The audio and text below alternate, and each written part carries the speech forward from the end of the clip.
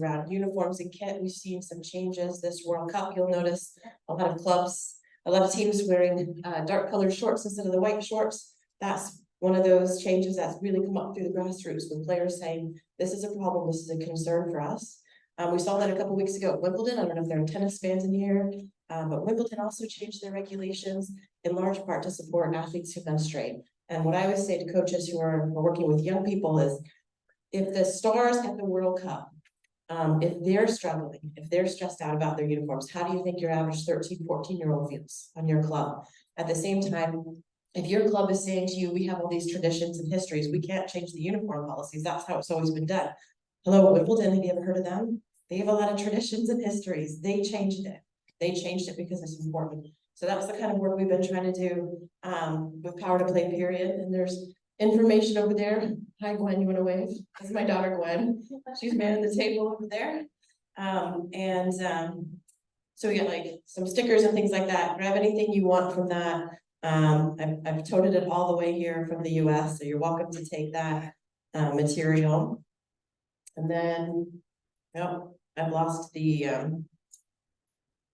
there's also a QR code over there. The next project I'm working on is to try to get a survey out to adolescent athletes from around the world, from across different sports, not just football. I was at the Rugby World Cup last year, a lot of rugby input. I'd like to get more from football. So if you scan that, just send me your email address. I mean, I can get you on the list to help spread out the, send the survey out to get some more input and voices from young people, because I think that's what we're missing right now. We're getting a lot more research on menstruation from elite levels, from adults, but we don't have a lot of voice yet from adolescents. So we're working on that, and I would love if you can give me your information, and we'll reach out to you about getting that out to adolescent athletes. So I'm going to turn it over to John to MC this next round, because my that Colombia-Germany game must have wrecked my voice. So here, back to you, John. And so I have to jump in. I feel like the magic substitute sometimes, but it's just carrying on a little bit from the last session. We want to talk a little bit in this session about growing the game from a consumer perspective, marketing perspective, and a fan perspective. And I'm going to let you read the full bios in the program, because I wasn't expecting to chair this session, but I want to thank Adam Faisal. Thank you for. We're talking about name. We're talking about name pronunciation. I've skewered about 4 names today, so I want to make sure I get it a little better. John Dudalica, yeah, from Melbourne Victory. Jackie McCassie from Liverpool John Moores University in England. So we have a diverse panel here. We have a half Australian, half American, Australian, English, and American on the panel. So it's a good diversity of Anglo-Americanism. But you know, I think you know, North America, the United States in particular, and now the Women's Super League in England have become over time the kind of dominant leagues, with you know, some pockets in France and Germany and Spain sort of picking up. But I wanted to start a little bit by going back to a book I read about 3 months ago, and I hope I don't embarrass the author, but John, I read your book on basically nine, I believe, matches that explain Australia. And the one match that you have that deals with women's football never happened. And I like the way that you did that, because basically women's football until quite recently as a spectator and a consumer activity has been at quite a low level. But we've seen a boom, particularly coming out of COVID, where audiences just seem to be going up and up and up. And I don't know if that's true in the A-Leagues for women, because I haven't followed that as closely, you know, in terms of audience. But do you have any idea what's explaining some of the changes that are happening at the moment? Thanks, John. Great to be here. So thanks for having me. I think with the A-League women's competition, I don't think it's got the traction that we're seeing globally. I absolutely think there's huge goodwill toward women's football across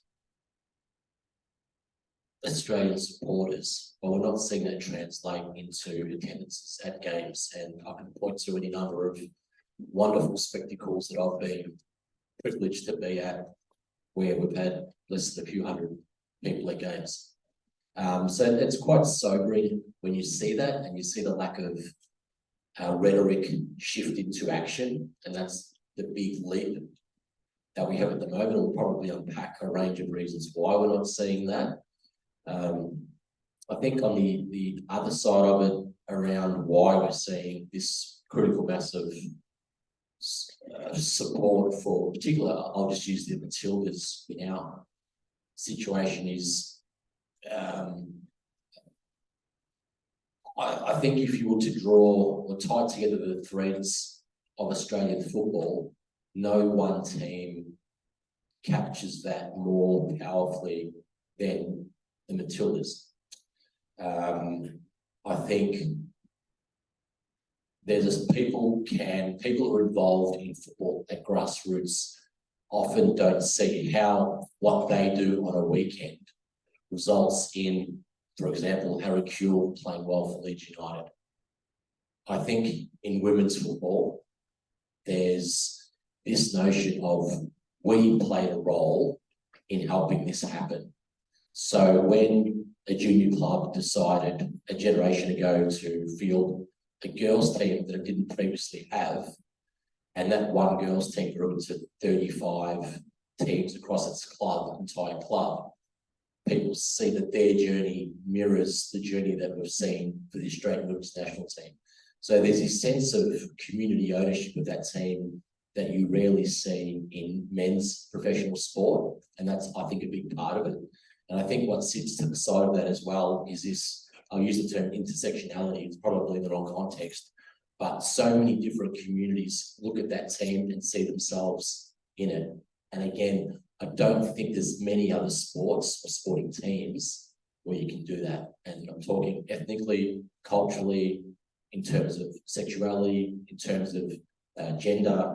It's an incredibly powerful amalgam of Australians. And I think it can only get stronger and deeper. It's interesting to note that of all the people who have played for the men's Australian team, about 50% were either born overseas or had a parent born overseas. With the Matildas, the figure's about 18%. So when you see these migrant communities who drove football in Australia for a century, now that some of the old-fashioned cultures, and I'm of Croatian background, and young Croatian girls did not play soccer. That was something the boys did. Or at least my dad felt that. But certainly now, as a new second generation migrants embrace football for their daughters, we'll see more and more a bigger pool of talent upon which to draw. And we'll see all these traditional football cultures that drove Australian men's team translate across the women's team, and we'll see greater success, more players, and hopefully greater support. Well, and Jackie, I'll come across to the Lionesses and the Women's Super League. I am so sick of football's coming home, but I heard it in the stadium the other night watching the England match. So many spectators doing that, but there's been this amazing rise in spectators for the leading events, from the Women's Euros to the FA Cup final being sold out. That's quite a new phenomenon.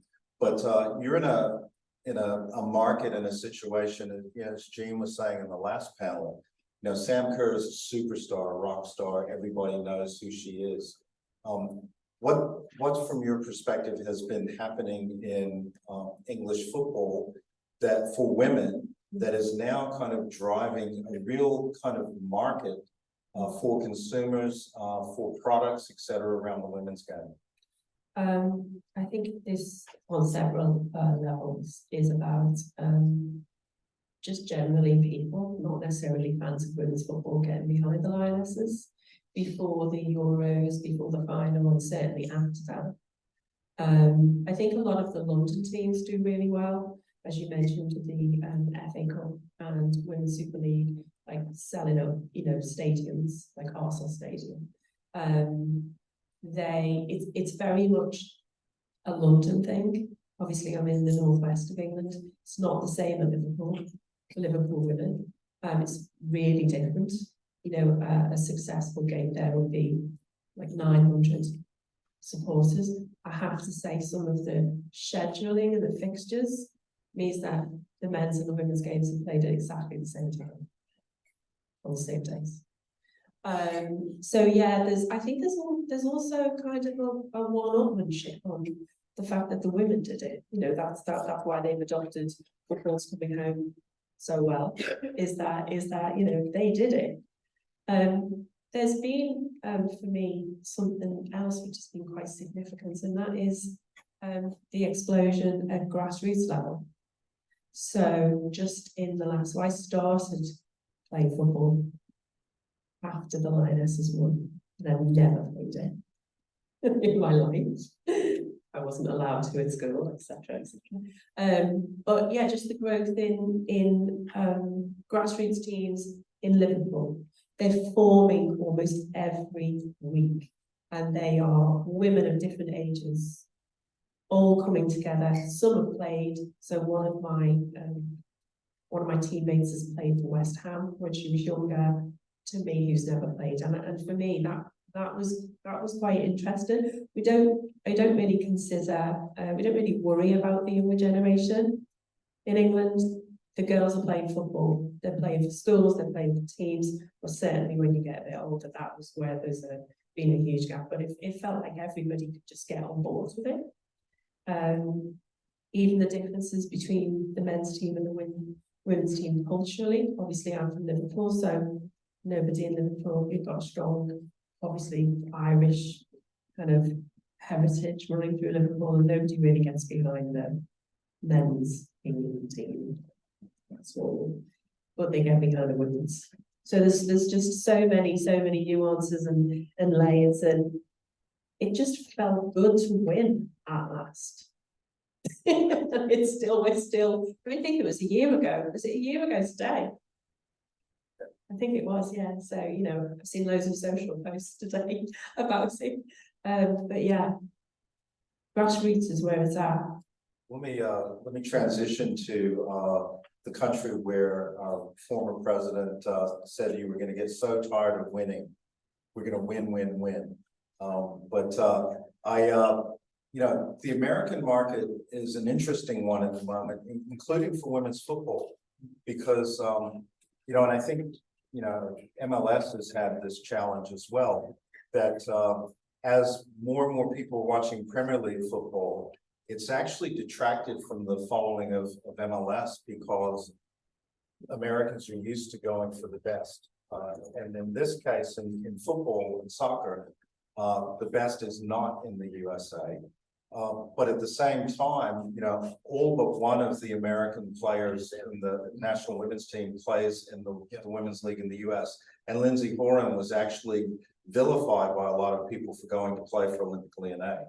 So what do you think in terms of the potential of translating from a quite successful period of the national women's team going back to 99 to where we are, and where perhaps marketing and fandom might go in the future? Yeah, and if I could just piggyback on the previous conversation about football in England and the WSL. Earlier, Gene Williams talked a little bit about how the FA is going to likely transition authority and oversight of the game to the Premier League.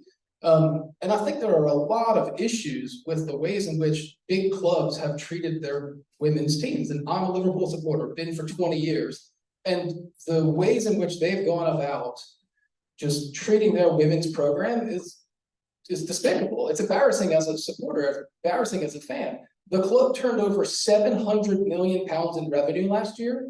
Guess how much they spent on their women's program? $2 million. That is 0.2% of their annual turnover. And you might say, well, that's an anomaly. Well, if we look to Man City, which is held up as one of the best and most well-funded women's football programs in the world, £5 million total.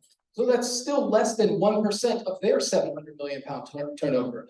And if we would think about just such a basic low bar of requiring Premier League clubs to spend as little as 1% of their annual turnover on women's football, that would be a fourfold increase in what Liverpool would be increasing in investing in their women's club. They built a $50 million brand new training facility, didn't even think to consider whether they should put their women's team in there. And 3 years later, they gained promotion, they're back in the top flight, and they're thinking, oh, what should we do now with this women's team, right? And so for me, and this gets then to the transition to the NWSL, the argument that you always read, right, in the comments, and if you can stomach the comments, right, is always, well, women's football doesn't make the money that the men's football does, therefore we shouldn't spend any money on it. And that's a fallacy, because almost every men's football club in the world loses money. Everton lost £50 million last year. They've lost money 5 years in a row. So why is it that in order to get investment for women's football, there has to be a demonstration of profitability before that investment comes, when for a century and longer, we've continued to subsidize men's sport without that requirement? And so that's what I'm trying to think through. And I think that's a great question that we should be asking. And if the leadership is moving from the FA to these clubs, there needs to be a bare minimum. And perhaps it's a gradual investment over time of the percentage that they spend on their women's programs, because a club that I love and support and believe for, Liverpool, it's embarrassing and it's despicable. Yeah, they play Tranmere, right? So yeah, and the pitch is waterlogged. It's sort of unsustainable. The match times are at the same time as many of the men's matches. Yeah, I think it's such a really important point. I mean, I got an email this morning of me trying to get one ticket for a Liverpool men's game, and I am 8,000 in the queue after season ticket holders. But I can go to Liverpool women.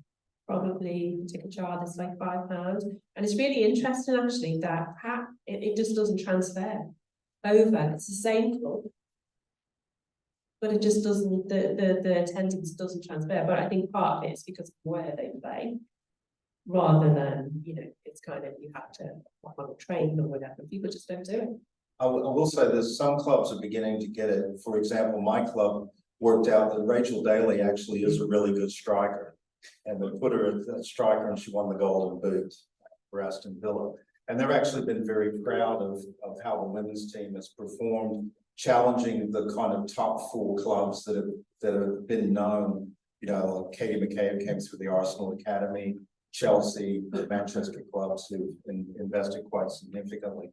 John, I wanted to come back to you for a second, because you're inside the club at Melbourne Victory.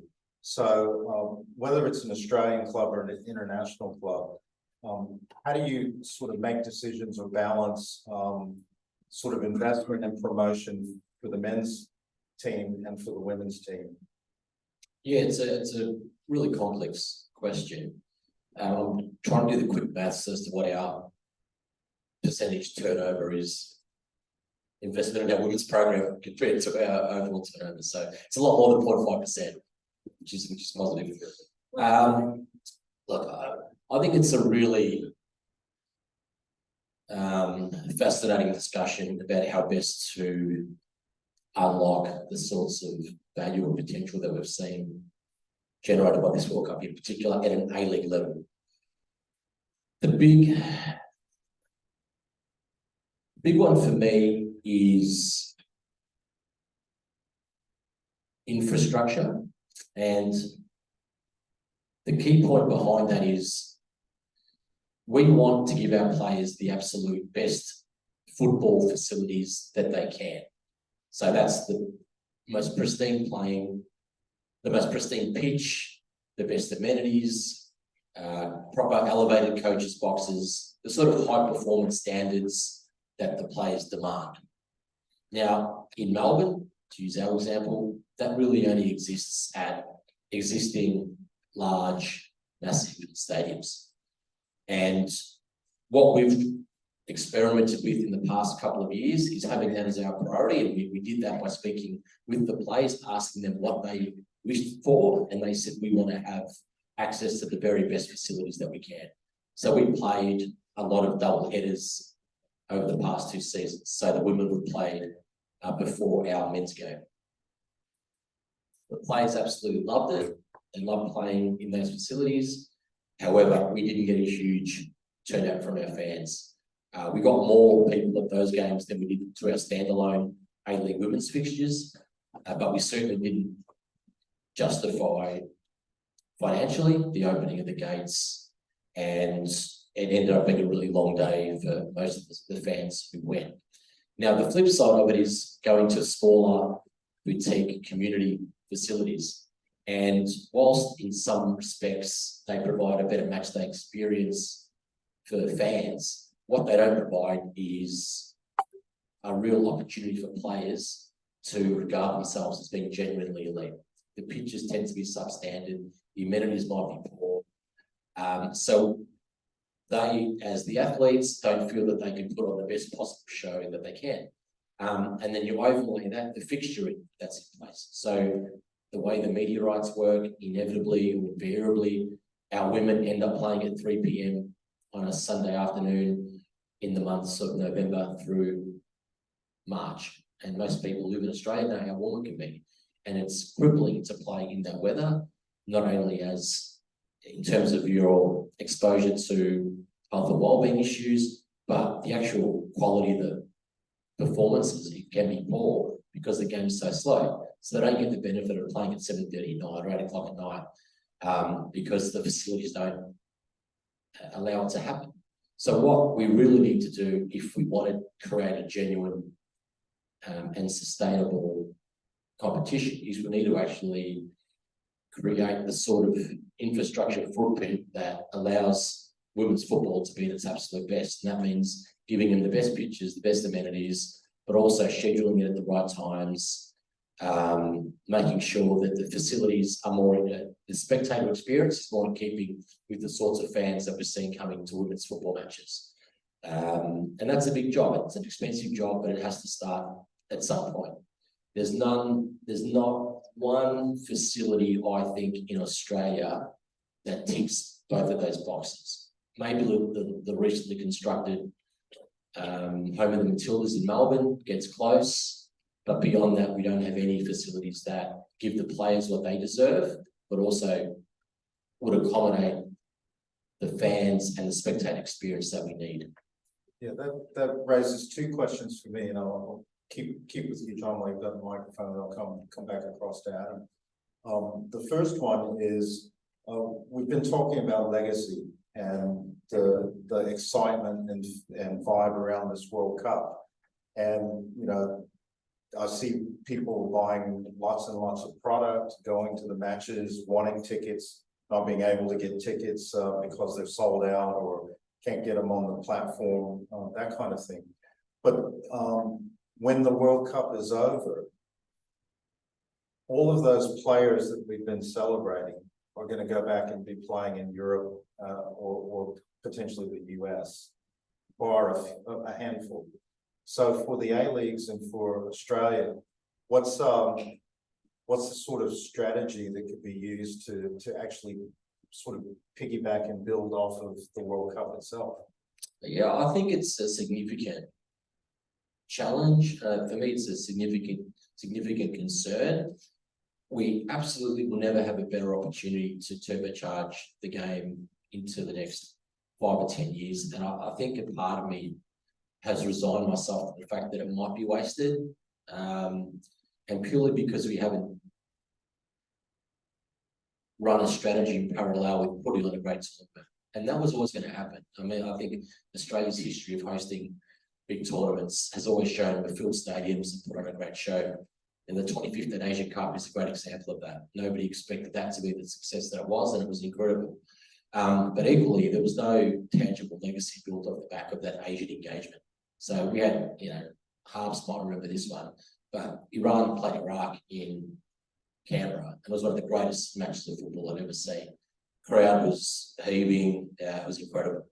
But we haven't seen any noticeable shift in agent engagement in Australian football, nor have we seen the creation of an infrastructure that would suit that sort of tournament. So the legacy of the 2015 Asian Cup was the creation of Ange Postecoglou and his ability to go to Spurs.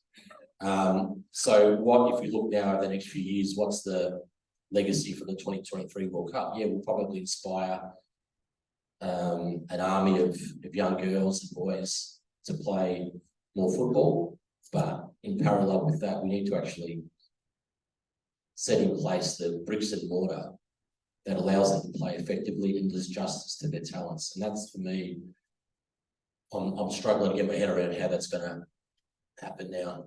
I just don't see it. I can relate as a person who's been engaged with the development of professional men's and soon to be women's rugby in the United States. And what you need in order to have a successful product in terms of facilities for the athletes, but then also to project that into the marketplace. You know, the average audience for a Major League Rugby team at the moment is about 4,000. So if you put 4,000 in a 50, 60, 70,000 seat stadium, it looks abysmal on television. It also doesn't create the right intimate vibe that would exist if you put 4,000 people in a 6,000 seat stadium. And, you know, MLS and the Women's League in the US has kind of done this with most clubs, going down to the kind of 20 to 25,000 seat stadium, Atlanta being a big exception. So, you know, Adam, in addressing that, you know, should we, in a sense, right size what we do in order to move forward? Yeah, I think the history of the kind of what we'll call the 4-year cycle of popularity between Women's World Cups. I think certainly the 99 game, you know, the World Cup in the US was sort of a flashpoint, but then you see that sort of dissipate, that attention, the investment, dissipate until the next World Cup. So you have these sort of peaks and valleys, right? But if you look at that longitudinally, it is a growth. And the valleys are getting smaller and smaller, such that if you look at the growth of the NWSL from 2019 to right now, an incredible commercial explosion, right? So the San Diego Wave and Angel City received $2 million of investment to start their clubs in 2020. By 2022, NWSL clubs were selling for $35 million. Earlier this year, the new Bay Area team kicked off with a $50 million expansion fee and the commitment for a $100 million purpose-built stadium. You're also seeing the Kansas City Current, the KC Current, investing in building the first dedicated women's-only professional sport facility in North America. And so I think that growth, and it's not to suggest that there aren't deep flaws within the NWSL, but certainly the investment is starting to come. And the hope is that the valley between this World Cup and the next World Cup, which, by the way, we don't actually know where we're going to have, which speaks to the problems of building legacies, right? Potentially can continue to receive further investment. There's also now an investment capital group that has $100 million. It's by the Angel City folks, who are then going to seek out women's professional sport teams to invest as kind of a startup model. So yes, there are some criticisms come with that come with that level of commercialization. There are still some issues in terms of the precarity of women laborers in the NWSL. There are not enough teams to provide opportunities for women to play professional football. And if you go down a tier to the next tier in the US, those are amateur or semi-professional. And so certainly there has been growth in the US. It's not to say that it's a superior model, but the question back to legacy, you know, Andy and I co-edited our book on the Women's World Cup, and a lot of what the initial purpose of the book is to sort of to document the conjuncture, the moment in time where this event happened. How and why did this thing come to be? How did the bid get won? What were the politics of the bid? What are, in other words, the promises? And when you look at the legacy documents and you start peeling back the layers, that's all they are. They are just documents. They are just words on paper. And we've been at a number of conferences, Andy and I, we've traveled around over the past few weeks. And the question is, what will the legacy be? And ultimately, I think it's too late. I genuinely do. I think that the legacy has passed because the literature tells us that the inspirational effects of young girls and women coming up and turning up to football clubs after the event, it is momentary, if at all. And if there are not the facilities, the opportunities, the quality coaching, it's not going to matter. So I've got a follow-up for Jackie based on all of that too. And it's sometimes take what you can get and run with it from there. So Liverpool, for example, has not invested in the women's team anywhere near some of the other clubs, but we're beginning to see, because for example, and I've followed this, so I've mentioned them before, but Olympique Lyonnais, their success has prompted PSG to pump money into their women's club. Barcelona has really pumped money in and become hugely successful in attracting players from other countries like Lucy Bronze to play for them, Swallow, many other players. Real Madrid is now investing, Bayern is investing. So at the risk of falling way behind, is that going to be the motivator for some of the big men's clubs to say, we don't want to look like we don't care, or we don't want to fall behind as a brand because these other clubs have moved ahead? Yeah, I think Manchester United rather than Liverpool is a better example because they did not have a team. They created a team, poached some players, and we're contesting for the title, in the Women's Super League. Yeah, I mean, Jay Goodall has started the LFC Women's Supporters School and has done a great job in kind of galvanising the fans and also creating that dialogue between the club and the fans.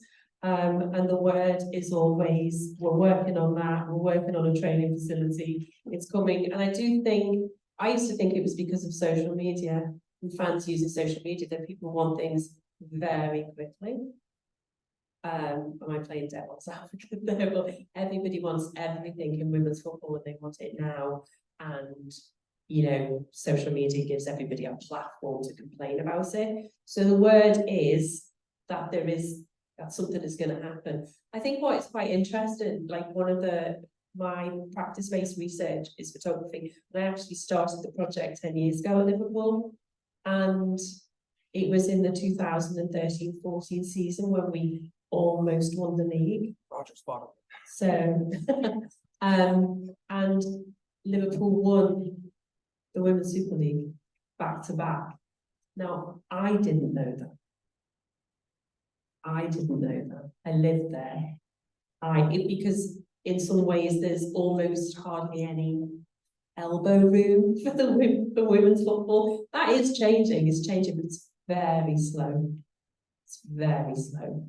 But there's not a lot of noise coming out of the club to indicate where they are and what they're going to do. And I think because the men's team is so successful, they can just kind of ignore it to a degree.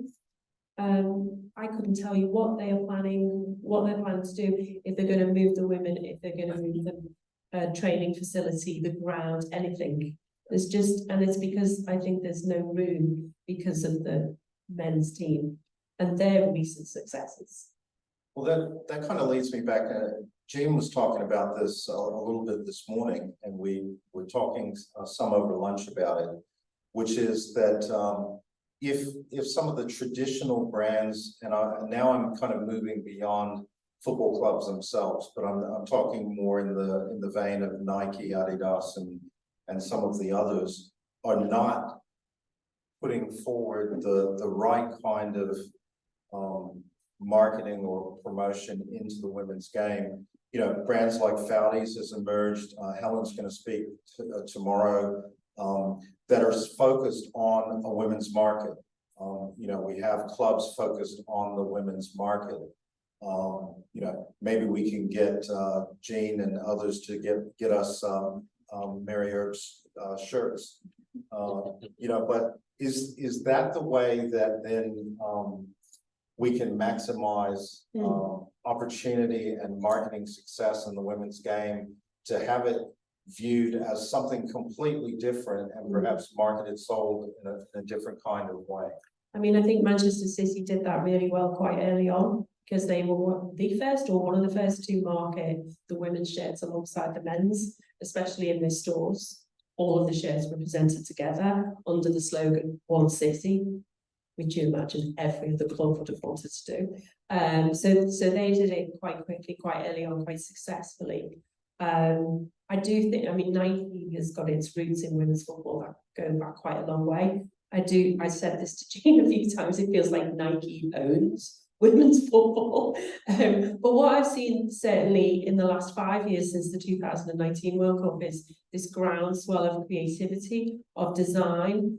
This bootlegging aesthetic is huge within fashion.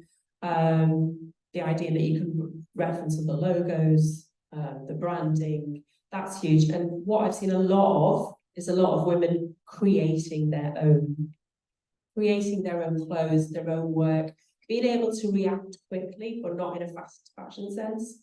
Being able to, so the Barbie movie came out, and I know Baller FC in London, they'd already taken the typography, and it's now Baller, you know, and they've made t-shirts. So being able to respond to things that happen. So we've got our work here today, and we've got even like pin badges, and that's where you're responding to things almost in real time because you're able to. So I think Nike has that platform there where they've got the shirts, and I remember, I think 2019 the USA shirt was the biggest. Was it the biggest selling shares, or they said it was? They ran out. They ran out of it. They ran out of it. And so what you've got as well is you've got these two markets going on. You've got that mass market, expensive, very expensive product in a cost of living crisis. And then you've got the, you know, things that come up from the streets, which is, you know, being able to make your own. Every city now has a, you know, you get a t-shirt printed. We met up with Art of Football last night at the Fan Zone, which is a British company which has really grown. You can make those things. It's not about knitting something anymore. You can be quite sophisticated in what you do. A lot of the things that Jean's wearing, you know, they were just screen printed one-off. None of it is, there's no new materials in there. You know, so I think I saw that at Wembley last year, where people had made, they printed their own things, and you could see them because they were witty, they were responsive to kind of what was going on within football culture. And I also wanted to add, Jean mentioned this morning about the FA ban. Well, that also meant that the culture was banned. That never evolved. And so what's exciting at the moment is seeing that culture explode, evolve, the creativity involved. That's what we're seeing now. And I think also, and this is a nod to our final panel, a little promo, that there's also space that's wide open because the traditional sports apparel companies have not focused on things like what does a women's footballer need in terms of the football boot, or clothing that is suitable or proper for optimal performance. So there's a lot of space that seems to be opening up. A lot of research that needs to be done as well. And companies like Nike have the wherewithal and have had the wherewithal to do this for a long time. And, you know, I'm the foremost critic of FIFA. If you read our book, you know, a lot of the pages are dedicated to sort of pointing out the flaws, the hypocrisy, the cynicism, right? But I was at the 2019 Women's World Cup in France. I don't know if anybody was there. And when you went to a match, there was one trailer of merchandise. They had 2 generic t-shirts and no official club merchandise anywhere to be found. And the line snaked around an entire city block to buy the shirt from that event. And I, at the time, had some students there from the US. We were there to watch the US, and they were quite literally like walking around with money, like, take my money, I'm gonna buy a jersey. And they were nowhere to be found. In the entire city of Paris, we went to the Nike store, we went to the official, you know, outlets. And I think we want to be critical about ongoing commercialization, what that might mean, the cost that it imposes on different fans when you're buying $150 US, you know, US kit, right? But when it comes to, well, we can't afford to invest in the women's game because it doesn't make any money, in some cases, I'm a bit more optimistic, and I think it's a little bit refreshing that they're actually treating this with the proper opportunities to purchase merchandise. And we've been to New Zealand, we've been to Wellington, Auckland, Brisbane, we're now here. And in our journey, there has just been an overwhelming amount of consumerism around that merchandise. Again, for better and for worse, but it works to undermine the logic that, well, no one cares about women's football, there's no money in it. And clearly that's not the case. And if you market it, if you promote it, and if you make that merchandise available, people will buy it. Yeah, and even that's really complex, isn't it? Because it will be largely women making that merchandise somewhere in the world. So it's there are no easy answers to anything, but I think just focusing on merchandise as a means to fund football, I think particularly women's game and who makes merchandise and all of those questions makes it really problematic. I don't know what the answer is, and that's why this research is very new. But I think a lot of makers fueled by TikTok and Instagram, you see a lot of traditional methods being used, but actually they're being broadcast on TikTok. So people are learning from that platform. You're able to express your fandom in very different ways. That is not mass market. That is not, looking the same as everybody else. That's what's really interesting. That's not about growing the game for your clothes. It's just about your fandom, your history. You mentioned Megan, before, and I said yes. And this T-shirt was designed in response to her not saying she would go to the White House. That's exactly what it was. So, yeah, it's really difficult. It's not going to grow the game, but that mass market football shirt is affecting women, men, and children in other countries as well. Yeah, the creativity is interesting, John. Some of my good friends who are of a particular age still wear scarves to the AFL matches that their mother or grandmother knitted that weren't bought as official merchandise, but are in the team colors, and they still wear them to this day. So this kind of creativity and opportunity might open up some real interesting marketing spaces, perhaps here as well.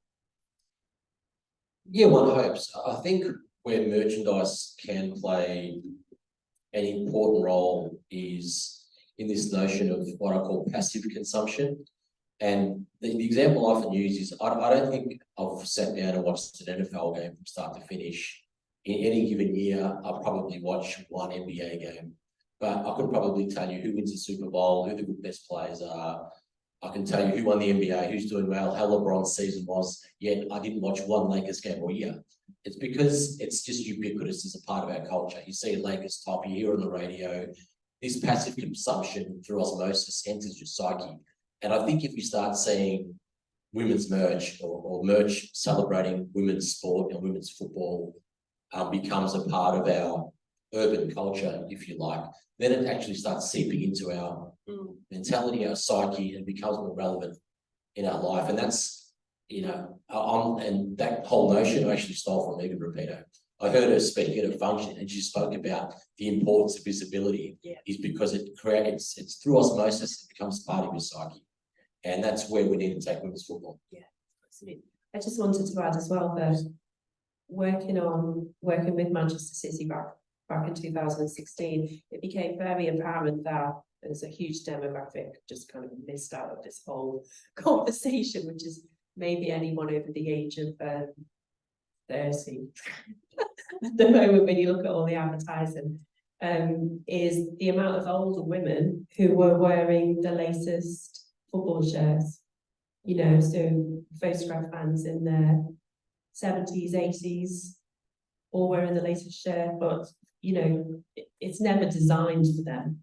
And so I think clubs and brands are they're just completely missing a trick on ignoring that demographic, who in the UK, we know that demographic has more money than a 20-year-old, but nobody really wants to address it. So that's like a whole conversation. Absolutely. I want to open it up to questions from the floor. Andy Harper has his hand up, the voice of Australian football. Yeah, go ahead. Dr. Adam. Yeah. Sort of opened the wallet, rolled out a cache of notes. And no one's picking them up. We're not offering us the answer to this explosion of NWSL in a marketplace where professional sport is for profit, they're private leagues, they're not run by federations. This is not the first time the US has tried to set up a women's football radio. Couple of dollars, right? Yep. Et cetera, et cetera. And now you tell us after 2 years, the enterprise value of these licenses, enterprise value is something that gets shoved down our throat, with expansion, et cetera. It is incredible. Such that now in the American market, the US dollar reference on the share. Yep. You know, that's 3 times the value of a men's professional license in Australia on a good day. Maybe that's a reflection of how bad we're going with our organisation. But you can't just roll that out and not tell us how it happened. And if this knowledge is transferable, because if it is, you're solving everyone's problems with the resource issue. Well, what I would say is in that, I mean, so it's the NWSL's in its 11th season, 10th, 11th season. And I think what gets lost in this discussion about the commercial explosion of the NWSL is we attribute this in many ways to the primarily white male investors who've decided suddenly to invest in the sport. And we fail to credit the women footballers who for generations have fought for these conditions and fought and tried to justify in and against those biases around women footballers. And I wrote a piece, it was an op-ed about the US and how the US success or failure gets mediated. When they succeed, or when women's footballers succeed, particularly in the US, there's this, well, that's what they're supposed to do, right? There's an American exceptionalism, an assumption of, well, we men gave women the Title IX legislation, and therefore we've encouraged them and we've made it possible for them to do these things. And it ignores the realities and the lived experiences of what women athletes, particularly in the US, even negotiating the NCAA, which is a hugely problematic development system, right? And then when they fail, right? So if the US fails, we're then going to sort of say, well, hold on a second, they didn't work hard enough, and we've given you these new stadiums and those things. And so I think there's a sort of a paternalism that is deeply embedded in the ways in which we approach the business of women's football. I'm not saying that NWSL hasn't figured out by any means. And certainly there are many issues around some of the MLS franchises who are deciding to invest in those women's teams, and whether they're doing it for the right reasons or whether they're simply looking at the commercial value that it can return to their pocketbooks. So I guess my point with that is probably controversial, but I think most of us are trying to understand how, and June referenced LAFC, Angel FC. So this is the second time today it's been floated as this way forward. And then you drop San Diego way into it as well. And then you say, and the next teams that are queuing up are going to pay $50 million. So I guess what are these two doing, which is driving that value without that we can understand? Is it transferable knowledge? Is it what are the nuts and bolts of what they're doing, which is making it so easy? Female ownership. Yep. The Alex Morgans of this world and the Megan Rapinoes of this world, you cannot in a team sport. We alluded to it earlier today. In a team sport, you cannot guarantee that you're going to get picked, right? So you kind of don't own the means of production, to go back to that. So what they've done is set up their own production companies for their post-playing career. Alex Morgan has a production company, which is very like the actress Reese Witherspoon's Hello Sunshine production company. And they are literally seeking to use their salary to invest in their post-playing performance. Because by owning your own production company, you can define your own future. And they're the kind of, we forget female entrepreneurs. There's this assumption that women's sport has got to rely on male investment. Well, stuff that, especially if it's Saudi investment, right? You'd much rather have Alex Morgan or Megan Rapinoe or the Williams sisters invest in your league or your product And they're not just investing in women's sports, they're investing in the entertainment business to tell the stories of those women's sports. And that's why we've seen this growth in the documentary arena that we've seen as a way of telling real life stories, because there's an understanding that you don't actually need to go to fiction. If you're like Megan Rapinoe and your brother watched your World Cup success from jail, you've got a fantastic story. And every Angel FC told their story before they ever played a match. So we saw the story of how they came to be, what they were doing, what their goals were, before we even saw them on the field. So they actually created a fan base for the on-field product, like Gene is saying, by producing the product ahead of the matches themselves. It's basically, the growth of the NWSL is in spite of men, not because of them. Yeah, and I think, I think the current media conjuncture, right, where we have the fictional, like Ted Lasso, growing soccer football fandom in the US, to the real, the Welcome the Wrexhams, the Matildas documentary, the Angel City FC. That's the reality we live in. And if you compare that with women ownership, and so the kind of co-ownership of the means of production, I think that's the secret sauce. I think that also extends to any of the work that I've done with sports brands, with the big sports brands.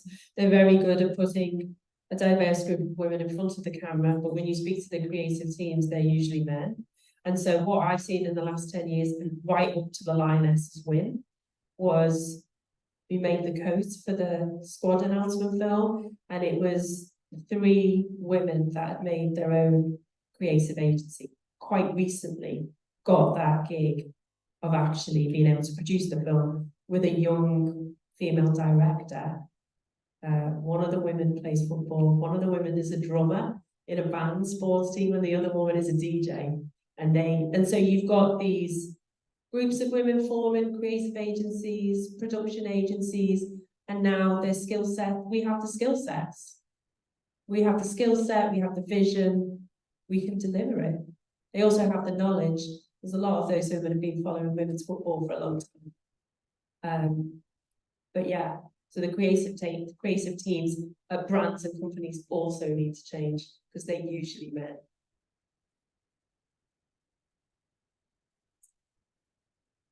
I just want to give a bit of feedback to Adam, and I have a question for John. Adam, I'm disappointed with Liverpool and Manchester City. There was a white paper put out telling the big clubs, if you make an initial investment, the women's game will pay itself off, right? Yep. Now, if that financing is that disappointing, the English FA could legislate that these men's club, like you said, if it only takes 1%, they should legislate that, of your turnover, you need to spend at least 1%. That's one way of solving the financial problem. And then just my question for John, I'm Croatian background myself. I'm just disappointed to hear that Melbourne Knights don't have a women's team in the NPL down there in Victoria. And the other concern I have is just the behaviour of certain Croatian fans about being, I don't know if you want to call it ultra-nationalistic or hooligans. That's I like to call them hooligans, because they don't represent the wider community, the Croatian community. And I'm just finding that the clubs maybe don't need to put that message out there about what's acceptable behaviour and what's not, and how can they put that in place. And for example, when picking up, it was online. I think there's been 2 articles. One was in the Age, and this one was in the Sydney Morning Herald by the same author, saying, Melbourne Knights seeking funding from the government with fascist links. It just disappoints me to read that kind of information based on a small number of elements of fans' behaviour. So how can we stop that out? Well, I share your disappointment, Ivan. Absolutely. Look, I don't have any answers to that, to be honest. I'm not a deep student of the internal workings of too many Croatian clubs. I was president of my local Croatian club, North Geelong Warriors, in Geelong, and I'm proud to say we're doing incredibly well in our women's football space. We've got so many girls and women playing, and we're doing a great job. So, but yeah, I think it's certainly an issue that needs to be addressed by many traditional clubs in Australia. Is being progressive enough that we include not only women but broader members of the community as well, outside their own historical constituency. Well, I see how bad it was changing everybody. I'm not sure that's. Yeah, it's quite vibrant. I mean, Yeah. soccer, in women's soccer throughout most of the Croatian clubs is incredibly vibrant. Every year they have a national tournament. They probably have 30 teams that come from Australia and New Zealand and compete in 2 divisions of that many teams. So I think it's Melbourne Knights would be the exception rather than the rule. I think there was a question over there. Was there a question on this side? Someone had their hand up. I had my hand to make a comment. You had said legislate, why not just legislate 1%? I mean, in the US, we can tell you legislation does not create leadership. That's what Title IX had taught us in the United States, that it makes a way for players to play. But in that legitimization of the sport for players to play, then the spots of leadership get filled with men instead of with female leaders. And there's all these studies in the past year demonstrating that. What the Reese Witherspoons do, the Taylor Swifts do, is in their fandom create social good practices. So that's the same thing with Angels. It's the social good practices within that. Just like for LA 2028 Olympics, the Olympic Committee has invested $500,000 in sports equipment in LA equally for males and females in middle schools. So they're pumping in the equipment before the event's going to happen that will inspire those children to play. And so creating the avenues of social good. That's where all this is successful. That's what Megan Arapo is able to do, is she's creating these avenues of social good. And whoever wants to support that and participate, that's where the growth occurs. Could I build on that?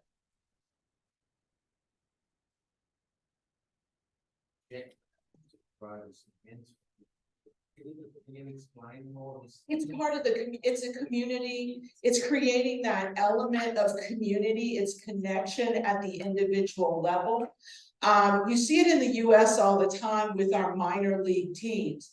Minor league teams should not exist because they don't run the same financial model that a professional team does. But yet the most popular team in the South right now is a minor league baseball team called the Bananas. And they get up. Savannah Bananas. Right? Yeah, the Savannah Bananas. And, you know, right next to us, we have the Wahoos, the Pensacola Wahoos.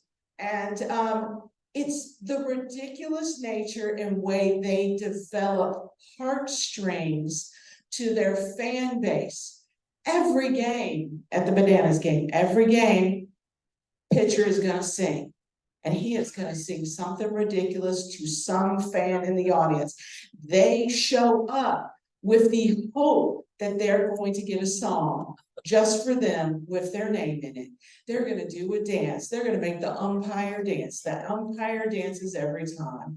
They, you know, they use the amount of creation that they create. They've created hats, the fans create clothing, and they celebrate that. The banana bats, my God, I'm telling you, everyone in my school is like, if you put a banana bat in your office, we're gonna talk about you. And I said, if I can get a banana bat. How far away is this? From where we are, it's probably about 11 hours, and we will drive. We will drive. That's not far for us. We'll drive that. We will drive that. See, Katrina's saying we will. But it's that connection to create social good within the community.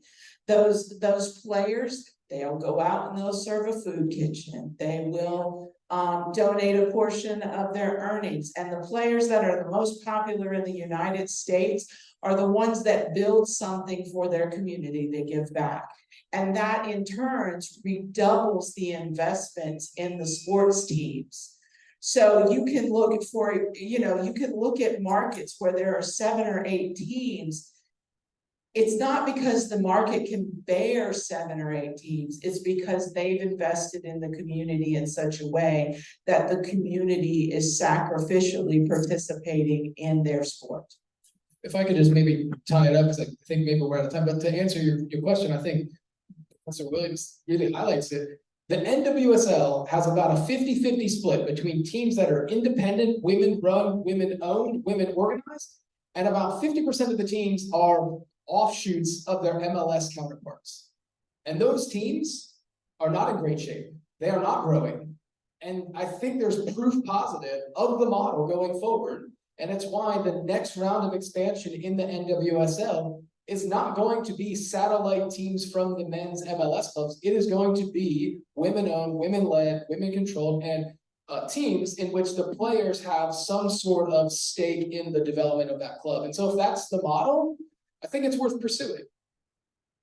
Yeah, I mean, I think that just to finish off, I think there's actually been 3 distinct phases. The first, there was standalone undercapitalized women's clubs. Then the next step was leveraging the brands of the men's club and provided economies of scale that allow them to become some measure of sustainability. And then the third phase is standalone, well-capitalized, empowered women's clubs. And I'm seeing that trend now. Yeah, that's a perfect way to sum it up. And it'll be interesting to see sort of how those models develop, because they're all kind of operating at the same time, and there's tremendous potential, yet also a long way to go in the marketing and commercial development in women's football. So join me in thanking this panel for the great session. We'll take about 5 minutes and then we'll launch directly into the final session before the actual football. So thanks very much. Yeah. Yep.